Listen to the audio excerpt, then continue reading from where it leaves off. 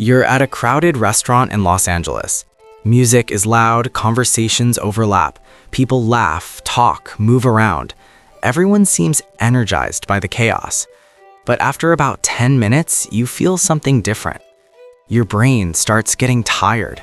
Not because you hate people, not because you're socially awkward, but because a quiet thought appears in the back of your mind. Honestly, I'd rather be somewhere quiet right now. Maybe walking alone, reading something interesting, or just sitting in silence with your own thoughts. And if you've ever wondered what that says about you, here's the thing. That preference for solitude isn't a flaw. According to psychology and neuroscience, your brain may actually be wired to process the world differently. And today, we're breaking down why people who prefer solitude often think, feel, and perceive reality in ways most people don't even realize.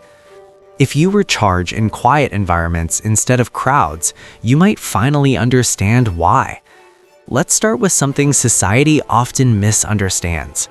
People who enjoy solitude are frequently labeled as antisocial or withdrawn, but psychologists describe something else happening.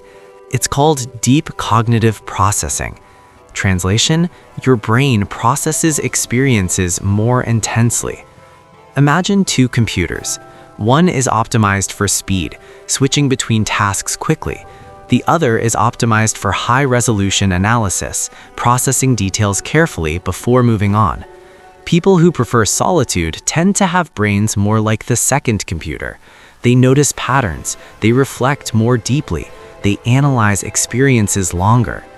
Research on sensory processing sensitivity suggests around 20 to 30% of people naturally process stimulation more deeply than others, which means environments full of noise, people, and activity can become mentally exhausting faster.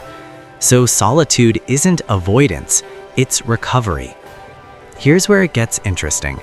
When most people enter a busy environment like Times Square or a packed sports bar, their brain filters out most incoming information. They hear the main conversation and ignore the rest. But if you prefer solitude, your brain often works differently. You notice subtle changes in tone, background sounds, body language, atmosphere shifts.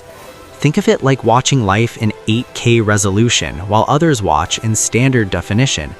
That heightened awareness can make social environments feel overwhelming, but it also creates a powerful advantage. You become better at pattern recognition and emotional insight. You pick up signals others miss. Here's something fascinating from neuroscience. Our brains run on reward chemicals that determine what feels energizing. Many extroverted personalities are strongly driven by dopamine, a chemical that responds to excitement, novelty, and social stimulation, crowds, parties, fast interaction. But people who enjoy solitude often respond more strongly to acetylcholine, a neurotransmitter associated with calm focus and deep thinking. Translation: extroverts recharge through stimulation, you recharge through reflection. That's why quiet activities, reading, writing, thinking, learning, can feel surprisingly satisfying. Your brain is literally rewarding those moments. Another fascinating discovery involves something called the default mode network. This brain system becomes active when you're not focused on the outside world. In other words, when you're alone with your thoughts. And when the default mode network activates, something powerful happens. Your brain begins connecting ideas, reflecting on experiences, imagining possibilities, planning for the future.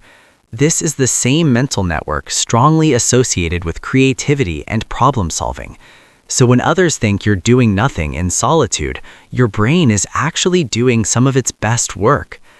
There's another hidden advantage. People comfortable being alone often develop stronger emotional independence. Many people rely heavily on social validation, approval from friends, feedback from others, constant interaction. But when you're comfortable with solitude, your sense of stability comes more from inside. You learn to process your own thoughts, make decisions without crowd pressure, follow your own direction. That independence becomes a powerful psychological strength. Now, let's be honest about something important. There's a difference between healthy solitude and unhealthy isolation. Healthy solitude feels refreshing. You choose it. It restores your energy. Isolation, on the other hand, often comes from fear, anxiety, or emotional withdrawal. If time alone leaves you feeling calm and clear, it's healthy. If it leaves you feeling drained or disconnected, something deeper might be happening. Recognizing that difference matters. So if you've always preferred quiet moments over loud rooms, if you think deeply, if solitude feels like recharging instead of loneliness, you're not broken. Your brain is simply wired for depth instead of constant stimulation, and in a world full of noise, that might actually be an advantage. So tell me in the comments, are you team solitude or team constant social energy? And if this resonated with you, subscribe for more psychology insights about how different minds experience the world. Because the next video explains why people who overthink everything might actually have a powerful cognitive advantage. And trust me, that one gets even more interesting. Remember, you're not weird, you're just wired differently.